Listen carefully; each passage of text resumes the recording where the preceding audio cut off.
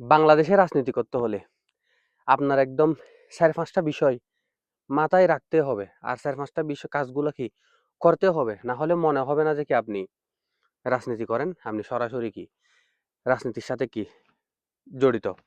প্রথমত, নিজের দলকে কখনো খারাপ বলা যাবে না।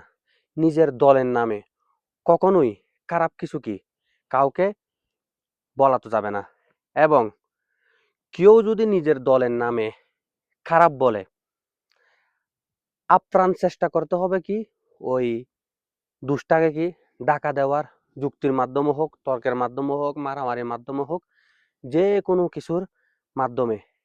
যদিও বা এমন কোনো নেতার অপরাধ এসে যায়, কোনো নেতাকর্মীর অপরাধ এসে যায় যেটা মানুষের চোখের সামনে চলে আসছে, ডাকা সম্ভব না, তাহলে তাকে দল থেকে বহিষ্কার করে দাও এবং বলে দাও হাজার হাজার নেতাকর্মী দুই একজন তো এদিক ওদিক থাকে, এরা আসলেই কখনো আমাদের দলের কর্মী আসিল না বা আমাদের এই দলের আদর্শের নেতা আসিল না, না হলে এরকম খারাপ কাজ কি কখনোই কি করতো না। এরপর মনে করেন সার্বক্ষণিক সজাগ থাকতে হবে অন্য দলের প্রতি।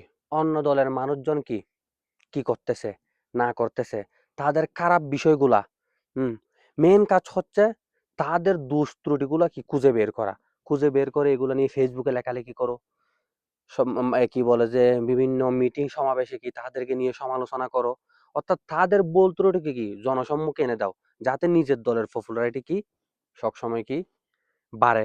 অর্থাৎ নিজের দলকে ভালোবাসলে অবশ্যই অন্য দলের সমালোচনা করতে হবে, গীবত করতে হবে, পরনিন্দা করতে হবে। না হলে তুমি নিজের দলকে কি ভালোবাসোই না। এ হচ্ছে আমাদের রাজনীতির কি বর্তমান অবস্থা। যদি আমার সাথে কেউ একমত থাকেন, অবশ্যই লাইক কমেন্ট দিয়ে শেয়ার করবেন। হয়তোবা আমার এই কথাগুলো অনেকের খারাপ লাগতে পারে, ভাই আমাকে কিছু করিয়েন না, আমার উপর আবার কোনো বড় ভাইয়ের হাত নাই, সরি। ওকে, সালামু আলাইকুম ওয়া রাহমাতুল্লাহ।